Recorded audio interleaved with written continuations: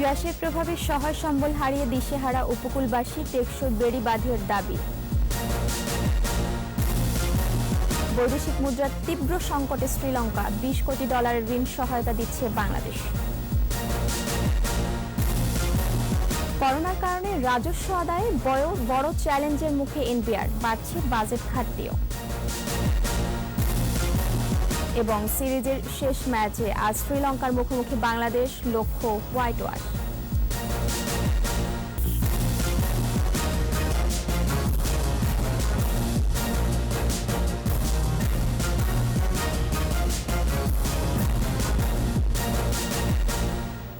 শুনছিলেন first security ইসলামী bank limited সংবাদ শিরোনাম। আমন্ত্রণ সকাল 9টার 21 সংবাদে আপনাদের সাথে আছি মহিমা পলি।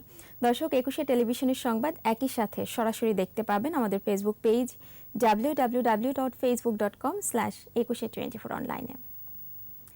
প্রতিনিয়ত ঝড় জলোচ্ছ্বাসের সঙ্গে লড়াই করে টিকে থাকতে হয় উপকূলের মানুষকে। ঘূর্ণিঝড় ইয়াসের প্রভাবে বাঁধ ভেঙে বিভিন্ন স্থান প্লাবিত হয়েছে। ঘরবাড়ি, মাছের ঘের, দোকানপাট আর গবাদি পশু হারিয়ে অনেকেই দিশেহারা। খোলা আকাশের নিচে মানবেতর দিন কাটাচ্ছেন অনেকে।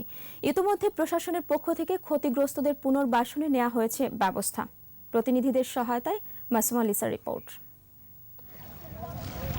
খুলনায় জোয়ারের পানিতে বন্দী 3 উপজেলার 6000 বাসিন্দা।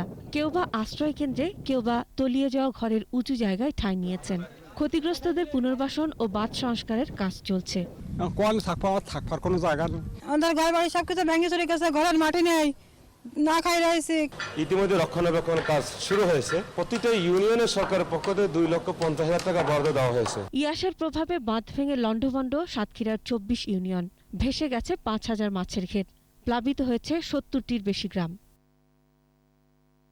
মংলার সুন্দরবন সংলগ্ন জয়মনির ঘোল, কানাইনগর, চিলা, সুন্দরতলা, কলাতলা ও বুড়িডাঙ্গায় পানিবন্দী অন্তত 750 মানুষ। ক্ষতিগ্রস্ত হয়েছে অসংখ্য বসতঘর। ভেসে গেছে 685টি মাছের খামার। বরগুনায় 17 কিলোমিটার বেড়িবাঁধ ক্ষতিগ্রস্ত এবং বেশ কিছু পয়েন্ট ভেঙে যাওয়ায় পানিবন্দী শত শত পরিবার। বিভিন্ন আশ্রয়কেন্দ্রে ঠাঁই হয়েছে নিম্নাঞ্চলের মানুষের। এদিকে দুর্গতরা জানিয়েছেন তাদের খোঁজ খবর নেয়নি কেউ। কোনো প্রশাসন, কোনো চেয়ারম্যান আইয়ে দেখে নাই যে তারা কিভাবে আছে। পয়েন্টগুলো মেরামত এবং প্লাস ক্ষয়ক্ষতি নিরূপণের কাজ এখনো চলমান রয়েছে। ভোলার বেশিরভাগ এলাকায় রয়েছে ঝড়ের ক্ষতচিহ্ন। পানিবন্দী পুরো দ্বীপের মানুষ। ঘরবাড়ি, মাছের ঘের, দোকানপাট আর গবাদি পশু হারিয়ে দিশেহারা অনেকেই। জেলায় 4500 কাঁচা পাকা ঘর বিধ্বস্ত হয়েছে। মারা গেছেন 2 জন। নিখোঁজ হাজারো গবাদি পশু। এছাড়া 15 কিলোমিটার বাঁধ ক্ষতিগ্রস্ত হয়েছে। নোয়াখালীর হাতিয়ায় বিভিন্ন এলাকা প্লাবিত হয়েছে। পানিবন্দী অন্তত 30,000 মানুষ। উপকূলীয় এলাকায় টেকসই বেড়িবাঁধ না থাকায় এ জনপদের মানুষ ঘূর্ণিঝড় ও জলোচ্ছ্বাসের কবলে প্রতিনিয়ত সর্বশান্ত হচ্ছে। Masuma Lisa, 21 television. দর্শক, ইয়াস পরবর্তী ক্ষয়ক্ষতি সহ মোংলার আরও খবরাখবর জানাচ্ছেন প্রতিনিধি আবুল হাসান। ঘূর্ণিঝড় ইয়াসের প্রভাবে এই উপজেলায় প্রাণহানির ঘটনা না ঘটলেও অসংখ্য ঘরবাড়ি কিন্তু বিধ্বস্ত হয়েছে। এছাড়া এর প্রভাবে এই উপজেলার 3টি ইউনিয়নে, চিলা, চাঁদপাই এবং বুড়িডাঙ্গা ইউনিয়নে প্রায় 750 মানুষ কিন্তু পানিবন্দী হয়েছিল। আমি যেখানটা দাঁড়িয়ে আছি পশুর নদীর বা সুন্দরবন সংলগ্ন পশুর নদী পাড়ে। এই পশুর নদীর পাড়েই কিন্তু আছেন চিলা ইউনিয়নের কানাইনগরের বাসিন্দারা। প্রতিটা মুহূর্তেই কিন্তু তাদের এই নদীর পানির সাথে সংগ্রাম করে টিকে থাকতে হয়। এখানকার মানুষের সাথে আমি কথা বলেছি, তারা বলেছেন আমাদের এই দুর্যোগে ত্রাণের প্রয়োজন নেই, আমাদের টেকসই একটা বেড়িবাঁধ করে দেয় কর্তৃপক্ষ। বৈদেশিক মুদ্রার সংকটে ডুবতে থাকা শ্রীলঙ্কাকে টেনে তোলার উদ্যোগে যোগ দিচ্ছে বাংলাদেশ। সোয়াপ বা মুদ্রা বিনিময় ব্যবস্থার আওতায় দেশটিকে $20 কোটি ঋণ সহায়তা দিচ্ছে বাংলাদেশ ব্যাংক। প্রক্রিয়াটি সম্পন্ন হলে এটি হবে বিদেশি কোনো রাষ্ট্রকে বাংলাদেশের ঋণ দেওয়ার প্রথম গৌরবোজ্জ্বল ঘটনা। বিস্তারিত দীপু সারোয়ারের রিপোর্টে। শ্রীলঙ্কা ভারত মহাসাগরে জেগে ওঠা একটি দ্বীপ রাষ্ট্র। চারদিকের সুনীল সাগর আর অপরূপ নৈসর্গিক শোভা নিয়ে ছড়িয়ে থাকা দ্বীপগুলোই দেশটির প্রধান সম্পদ। কিন্তু করোনার ভয়াবহতায় নেই বিদেশি পর্যটকদের আনাগোনা। এছাড়া দীর্ঘ গৃহযুদ্ধের ক্ষত ও বৈদেশিক ঋণের চাপ তো রয়েছেই। এদিকে এবছরই প্রায় $4 বিলিয়ন ঋণ শোধ করতে হবে শ্রীলঙ্কাকে। এই চাপ ৭৩ বছরের মধ্যে সবচেয়ে ভয়াবহ অর্থনৈতিক মন্দায় ফেলেছে দেশটিকে। উত্তরণে রিজার্ভ বাড়ানোর কোনো বিকল্প নেই। ডলার পেতে তাই লন্ডন আন্তঃব্যাংক অফার্ড রেটের চেয়েও 2% বেশি সুদ গুনতে রাজি লঙ্কান সরকার। বন্ধুত্ব, সাথে রয়েছে ঋণের উচ্চ সুদ। আঞ্চলিক রাজনীতিতে প্রভাব বাড়ানোর সুযোগও বাংলাদেশের সামনে। তাই রিজার্ভ থেকে শ্রীলঙ্কাকে দেয়া হচ্ছে $20 কোটি। বাংলাদেশ ব্যাংক অন্য জায়গায় টাকা খাটালে যে সুদটা পেত তার চাইতে অন্ততপক্ষে তার বেশি % ইন্টারেস্ট সেখানে পাবে। আজকের বিদেশে ডলার বা ফরেন কারেন্সি লোন রাখলে, ফরেন কারেন্সি রাখলে পরে তেমন কোনো ইন্টারেস্ট ইনকাম হয় না। এই ক্ষেত্রে 2% বা তারও অধিক ইন্টারেস্ট ইনকাম হতে পারে। এদিকে বাংলাদেশ যত ডলার দেবে তার সমমূল্যের শ্রীলঙ্কান রুপি গ্যারান্টি হিসেবে জমা রাখবে সেন্ট্রাল ব্যাংক অব শ্রীলঙ্কা। তাই বাংলাদেশের বৈদেশিক মুদ্রার রিজার্ভ কমার আশঙ্কা থাকছে না। যেহেতু বাংলাদেশের রিজার্ভ লেভেল কমফোর্টেবল, যেহেতু 200 মিলিয়ন আমাদের জন্য খুব বিশাল বড় একটা দায়বদ্ধতা নয়, প্রতিবেশী দেশ হিসাবে আমাদের সরকার হয়তো সেগুলোকে বিবেচনায় নিয়েই শ্রীলঙ্কান সরকারের এই অনুরোধকে তারা এটা দিয়েছেন। বাংলাদেশের রিজার্ভ এখন $45 বিলিয়ন, আর শ্রীলঙ্কার রিজার্ভের পরিমাণ মাত্র $4.5 বিলিয়ন কাছাকাছি। সম্প্রতি চীনের সাথে $120 কোটি একটি চুক্তি সই করেছে দেশটি। এছাড়া ভারত থেকেও $100 কোটি পাওয়ার জোর প্রচেষ্টা চলছে। তবুও শ্রীলঙ্কাকে ঋণ দেওয়ার ক্ষেত্রে বড় কোনো ঝুঁকি দেখছেন না অর্থনীতিবিদরা। তবে ঋণের মেয়াদ বাড়ার পূর্বাভাস তাদের। স্বাধীনতার সুবর্ণ জয়ন্তী ও মুজিব শতবর্ষ অনুষ্ঠানে যোগ দিতে গত মার্চে ঢাকায় আসেন শ্রীলঙ্কার প্রধানমন্ত্রী মাহিন্দা রাজাপক্ষে। এর কিছুদিন পরেই ডলার চেয়ে বাংলাদেশ ব্যাংকে চিঠি পাঠায় central bank of Sri Lanka. Bangladesh সরকারের কাছে শ্রীলঙ্কান সরকার এই সোয়াপ অ্যারেঞ্জমেন্টের জন্য বিশেষ রিকোয়েস্ট করেছিল এবং শ্রীলঙ্কান সরকার প্রথম যখন বাংলাদেশে এসেছিলেন তখনও এটা নিয়ে রিকোয়েস্ট করে। এটা একটা রাজনৈতিক সিদ্ধান্ত। দীপু সারোয়ার, 21 টেলিভিশন, ঢাকা। এবার বাজেট প্রসঙ্গ।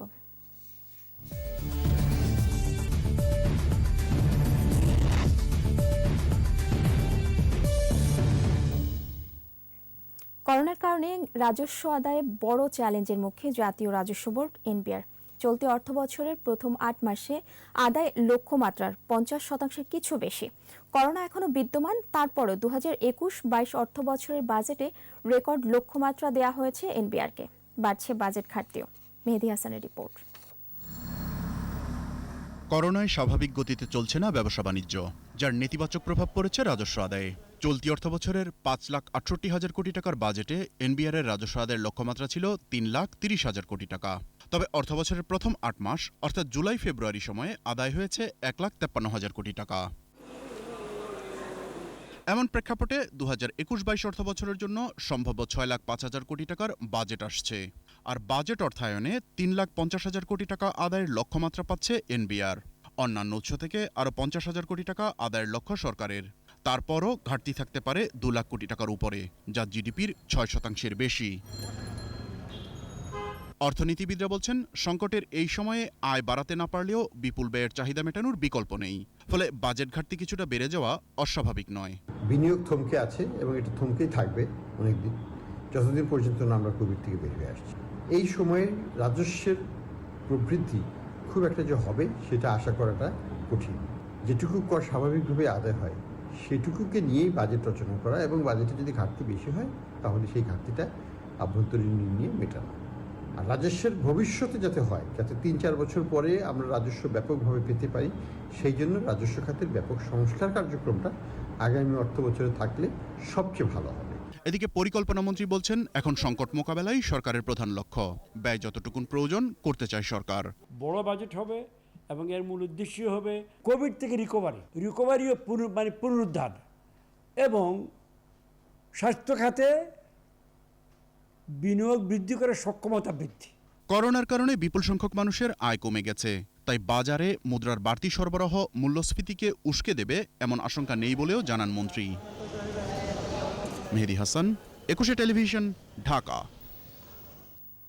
সংবাদের এই পর্যায়ে নিচ্ছি প্রিমিয়ার ব্যাংক লিমিটেড সংবাদ বিরতি। নো মাস্ক নো সার্ভিস বিধি মেনে চলুন, সুস্থ থাকুন।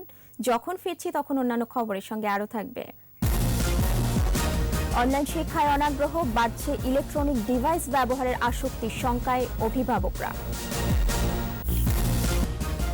আবার আমন্ত্রণ সকাল ৯টার ২১ সংবাদে। দীর্ঘ সময় সরাসরি ক্লাস থেকে বঞ্চিত শিক্ষার্থীরা অনলাইন শিক্ষা কার্যক্রমে অনাগ্রহের পাশাপাশি ইলেকট্রনিক ডিভাইস ব্যবহারে বাড়ছে আসক্তি। এমন প্রেক্ষাপটে শিক্ষা ঘাটতির আশঙ্কা তৈরি হয়েছে প্রায় ৪ কোটি শিক্ষার্থীর একটি বড় অংশের। মহামারীর কারণে ২০২১ সালের এসএসসি ও এসএসসি পরীক্ষা নিয়েও গেল বছরের মতো দ্বিধায় দুলছে তারা। আকবর হোসেন সুমনের ২ পর্বের ধারাবাহিক প্রতিবেদনের প্রথম পর্ব। ২০২০ সালের ১৭ মার্চ থেকে বন্ধ দেশের সব শিক্ষা প্রতিষ্ঠান। সরাসরি ক্লাস এবং পরীক্ষায় অংশ নিতে না পারায় প্রাথমিক থেকে উচ্চ শিক্ষা পর্যন্ত প্রায় ৪ কোটি শিক্ষার্থী দোদুল্যমান তাদের ভবিষ্যৎ নিয়ে। ১৪ মাসের শিক্ষা প্রতিষ্ঠান কয়েক দফায় খুলে দেবার ঘোষণাও শেষ মুহূর্তে পরিবর্তন হয়েছে করোনাকালীন পরিস্থিতি বিবেচনায়। সর্বশেষ ঘোষণায় ১৩ জুন থেকে পর্যায়ক্রমে প্রাথমিক, মাধ্যমিক ও উচ্চ মাধ্যমিক শিক্ষা প্রতিষ্ঠান খুলে দেবার সিদ্ধান্ত এসেছে। তবে বারবার প্রস্তুতি নিয়েও নির্ধারিত সময়ে পরীক্ষা না হওয়াতে দ্বিধায় শিক্ষার্থীরা। করোনা মহামারী সময়টার মধ্যে আমরা বেশ একটা বন্দি দশার মধ্যে জীবন কাটাচ্ছি। এর ফলে দেখা যাচ্ছে যে একটা মানসিক অবসাদ, পড়াশোনার যে তাগিদটা সেটা আমরা আর পাচ্ছি না। ১৪ মাস ধরে আমরা সরাসরি পাঠদানের থেকে বঞ্চিত। আমরা আসলে অনলাইনে এবারই প্রথম ক্লাস করছি, তবু আমার মতে সেটা যথেষ্ট নয়। স্কুল কলেজ খুলবে কিনা নাকি আগের বছরের মতো অটোপাস হয়ে যাবে, আর সরকারও এ বিষয়ে আমাদেরকে কোনো গাইডলাইন দিচ্ছে না। প্যান্ডেমিকে আমরা কোনো পরীক্ষা না হওয়ার কারণে কোনো পড়ালেখা বাসায় মন বসে না। এভাবে আসলে আসল মেধা মূল্যায়নটা হবে কিনা এটা নিয়েও একটা দ্বিধাদ্বন্দ্ব আর তৈরি হয়। অনলাইন ক্লাসে ৩০ থেকে ৪০% সাড়া পেলেও মোট শিক্ষার্থীর বড় অংশই এই কার্যক্রমের বাইরে। আপাতত হয়তো অনলাইন ভিত্তিক ক্লাস করছি, যেখানে 30 to 40% ছেলেমেয়েদের অংশগ্রহণ থাকে এবং বেশিরভাগ কিন্তু আমরা অনলাইন ক্লাসের অন্তর্ভুক্ত করতে পারছি না। অনিশ্চয়তার মধ্যে অভিভাবকরাও শঙ্কিত। আমরা অনেক চাপ দিতেছি, তবে আবার ভাবতে গেলে বোঝা যায় যে আমরা চাপ দিতেছি, ওরাই বা কী করবে, একঘেয়েমি হয়ে যাচ্ছে। মানসিক দ্বিধাগ্রস্তের মধ্যে দিয়ে আবার পড়াশোনার দিক থেকে পিছিয়ে পড়ছে। আবার প্রস্তুতি থাকার পরেও সময় ক্ষেপণের কারণে ফের প্রস্তুতি নেবার ক্ষেত্রে অনাগ্রহ তৈরি হচ্ছে শিক্ষার্থীদের মধ্যে। আকবর হোসেন সুমন, ২১ টেলিভিশন, ঢাকা। মিঠাপানির মাছের প্রাকৃতিক প্রজনন কেন্দ্র হালদা নদী জুড়ে চলছে ডিম উৎসব। ডিম ছেড়েছে রুই, কাতল, মৃগেল, কালাবাউস সহ ৯ প্রজাতির মাছ। নদীর ১০ কিলোমিটার জুড়ে শত শত ডিঙ্গি নৌকায় আহরণ করা হচ্ছে মাছের ডিম। দেশের প্রাকৃতিক এই সম্পদ রক্ষায় আলাদা কর্তৃপক্ষ গঠনের কথা বলছেন স্থানীয় প্রশাসন। বিপ্লব মজুমদারের ক্যামেরায় চট্টগ্রাম থেকে রিপোর্ট করছেন হাসান ফেরদৌস। ঝড়, বৃষ্টি আর বজ্রপাত, দুর্যোগপূর্ণ এই আবহাওয়া যেন হালদাপাড়ের মানুষের জন্য আশীর্বাদ। প্রতি বছর অমাবস্যা আর পূর্ণিমার তিথিতে চৈত্র বৈশাখে মিঠাপানির বিভিন্ন প্রজাতির মা মাছ ডিম ছাড়তে ঝাঁকে ঝাঁকে ঘুরে বেড়ায় নদীর এই প্রান্ত থেকে ও প্রান্তে। বৃষ্টি, ঝড়া হওয়া আর উজান থেকে আসা পাহাড়ি ঢলের মধ্যেই মা মাছ ডিম ছাড়লেও এবার খরার কারণে ডিম ছেড়েছে মধ্য জ্যৈষ্ঠের ভরা পূর্ণিমাতে। হালদা নদীর করদুয়ারায় প্রায় ১০ কিলোমিটার এলাকা জুড়ে ব্যস্ত সময় কাটাচ্ছেন মৎস্য চাষিরা। নদীর পানিতে লবণাক্ততা বেড়ে যাওয়া এবং জলবায়ু পরিবর্তনের কারণে আগের মতো মা মাছ ডিম ছাড়ছে না বলে জানান স্থানীয়রা। বাঁক কাটার কারণে নদীটা কমে গেছে।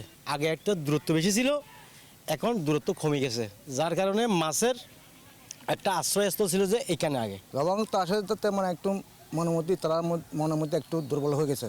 একই কথা বলছেন হালদা গবেষক এবং জেলা মৎস্য কর্মকর্তারা। খুবই কন্ট্রোল এবং দূষণমুক্ত বলা যায়, যার জন্য জনগণ খুবই আশাবাদী যে তারা খুব ডিম পাবে। যে প্রতিবেশ ডিম ছাড়া মা মাছ প্রোটেকশন সবকিছু মিলে সর্বোচ্চ অবস্থানে আছে। ডিম দেরিতে ছাড়ার যেটা মূল কারণ সেটা হচ্ছে পর্যাপ্ত বৃষ্টি।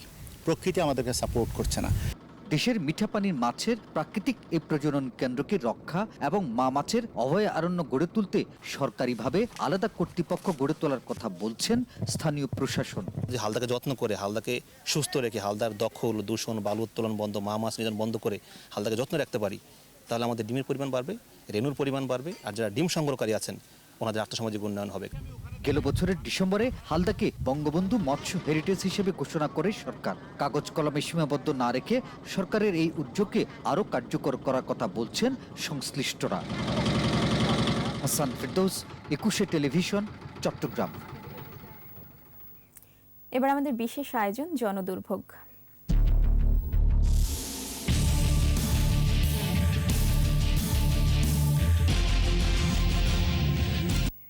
চেয়েছিলেন নারী উদ্যোক্তা হতে, কিন্তু পারেননি। উল্টো দেনার দায় নিয়ে ঘুরছেন দাঁড়ে দাঁড়ে। বলছিলাম নারায়ণগঞ্জের রেইনবো ফ্যাক্টরির মালিক হামিদার কথা। সন্ত্রাসীদের কারণে কারখানা বন্ধ থাকায় বেকার শত শত শ্রমিক। এরশাদ আলীর ক্যামেরায় আরও জানাচ্ছেন অখিল পোদ্দার। নারায়ণগঞ্জের ঐতিহ্যবাহী কারখানা রেইনবো ডাইং, মালিক হামিদা সালাম। বহুদিনের পুরনো এ কারখানার শুরু হামিদার শ্বশুরের হাত ধরে ৭০-এর দশকে। স্বামী আব্দুস সালামের আকস্মিক মৃত্যুর পর এটি চালানোর দায়িত্ব নেন ব্যবসায়ী জসিম উদ্দিন। শ্রমিক ও মালিকপক্ষের অভিযোগ, জসিম শর্ত ভঙ্গ করে মালামাল বিক্রি করায় কারখানা চালুর স্বপ্ন নস্যাৎ হয়ে যায়। জসিম একজন গুন্ডাপদের লোক, সে লোকজন নিয়ে আইসা প্রতিষ্ঠান দখল করতে চাইতেছে। ডাইংটা ছিল নারায়ণগঞ্জ শহরের সবচেয়ে লেটেস্ট। এই জিনিসগুলা ছিন্ন ভিন্ন করে মানে শত শত লোক গার্মেন্টসে কাজ করতো, সন্ত্রাসী বানিয়ে দিয়া প্রশাসনের কিছু লোকের ভুলভাল বুঝায় হুমকি দামকি রাখে। যেখানে মাননীয় প্রধানমন্ত্রী গার্মেন্টসের প্রতি এত জোরদার, শত শত শ্রমিক কর্মজীবী মানুষ এখানে কাজ করবে, সেখানে একদল সন্ত্রাসী আইসা এই সম্পত্তি গ্রাস করতে চাইতেছে। নানানভাবে ভয়ভীতি দেখাইতেছে। আমরা এখানে কাজ করাই তাইলে আমাকে বসে হস্তনস্ত করা। এই মিলটা চালু করে দেয়, আমরা যাতে সবাই মিলে কাজ করে খাইতে পারি। মালিকদের অভিযোগ, প্রভাবশালীর হুমকিতে কারখানার আশপাশেও যেতে পারেন না তারা।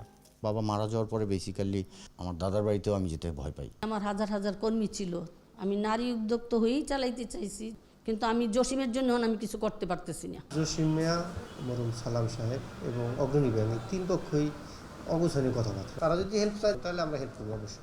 অভিযুক্ত জসিম উদ্দিন ক্যামেরায় কথা বলতে নারাজ, টেলিফোনে উল্টো দুষলেন মালিক পক্ষকে। আমি জামে মসজিদে মতোয়াল্লি, ওই আমার তো মাস্তানি করার কোনো জায়গা নাই, আমি তো ভিকটিম। স্থানীয়রা বলছেন কারখানাটি চালু হলে বহু বেকারের কর্মসংস্থান হতো। সরকারের কাছে আবেদন যেন সন্ত্রাসকে মুক্ত করে এই মিলটা চালু করে। এই এলাকার মানুষ, বাইরের মানুষ যাতে এখানে কাজকর্ম করে খাইতে পারে। মালিকের হঠাৎ মৃত্যুর পর এই রেইনবো কারখানার দখল নেয় নারায়ণগঞ্জের একটি সন্ত্রাসী চক্র। তারপর থেকে শত শত শ্রমিক যেমন বেকার হয়ে পড়ে, তেমনি কারখানা ওয়াইজ পুরোপুরি ধ্বংসের দ্বার প্রান্তে। প্রিয় দর্শক, আপনার চারপাশে নানা সমস্যা আর ভোগান্তির চিত্র তুলে ধরবে একুশে টেলিভিশন। এসব তথ্য জানাতে ফোন করুন। একুশে টেলিভিশনে পৌঁছে যাব আমি অখিল পোদ্দার, আর একুশে টেলিভিশনের ক্যামেরা আপনাদের দুর্ভোগ দুর্দশায় সবসময় পাশে আছে। একুশে টেলিভিশন। এবার খেলার খবর।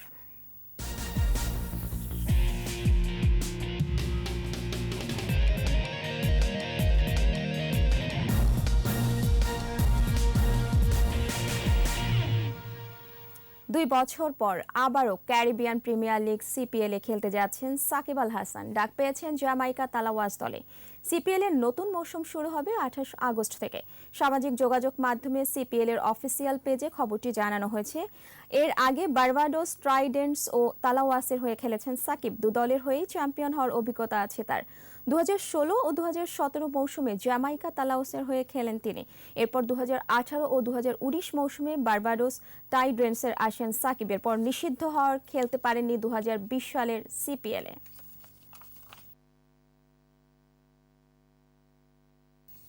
আর এর সাথে শেষ করছি সকাল 9টার 21 সংবাদ। তবে যাবার আগে ফার্স্ট সিকিউরিটি ইসলামী ব্যাংক লিমিটেড সংবাদ শিরোনামগুলো জানাবো আরও একবার। ইয়াসের প্রভাবে সহায় সম্বল হারিয়ে দিশেহারা উপকূলবাসী, টেকসই বেড়ি বাঁধের দাবি। বৈদেশিক মুদ্রার তীব্র সংকটে শ্রীলঙ্কা, $20 কোটি ঋণ সহায়তা দিচ্ছে বাংলাদেশ। করোনার কারণে রাজস্ব আদায়ে বড় চ্যালেঞ্জের মুখে এনবিআর, বাড়ছে বাজেট ঘাটতিও।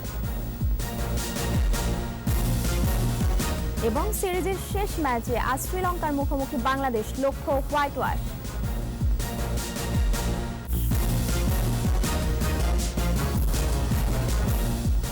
সর্বশেষ খবর জানতে ডায়াল করুন 2021 নম্বরে আর ভিজিট করুন ekushe-tv.com এই ওয়েবসাইটে। এছাড়াও ফেসবুকে ভিজিট করতে পারেন facebook.com/ekushe24 অনলাইনে। এতক্ষণ সাথে থাকার জন্য ধন্যবাদ। আমাদের পরের সংবাদ বেলা 12টায় দেখার আমন্ত্রণ রইল। স্বাস্থ্যবিধি মেনে চলুন, সুস্থ থাকুন এবং একুশের সাথেই থাকুন।